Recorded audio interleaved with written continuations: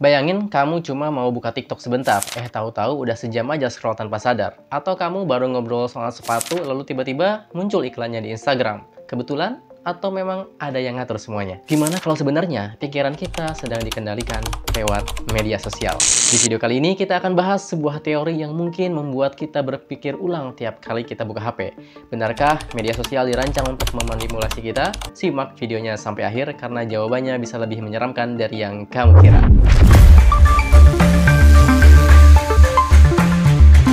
Setiap kali kamu scroll, like, share, atau bahkan berhenti terlalu lama di suatu postingan, media sosial mencatat semuanya.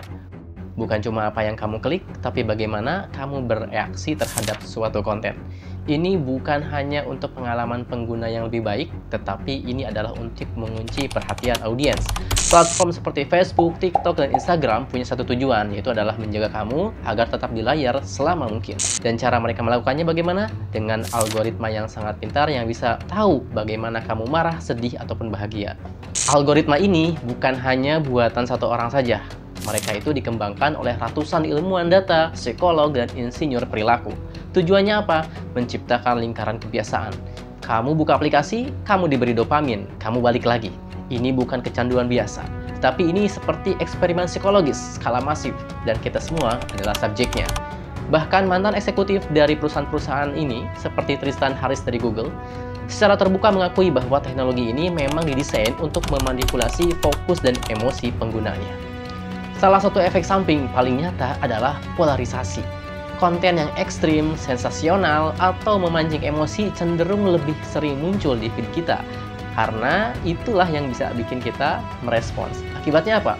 Kita makin terjebak di dalam gelembung informasi yang memperkuat apa yang kita percaya, dan makin sulit menerima sudut pandang dari orang lain.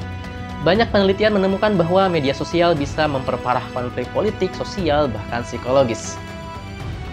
Cara soal pengendalian pikiran mungkin nggak se-ekstrem MK Ultra ya, yang pakai LSD dan hipnosis. Tapi bentuknya ya lebih halus lah, dan mungkin lebih berbahaya karena kita secara nggak sadar sedang dikendalikan.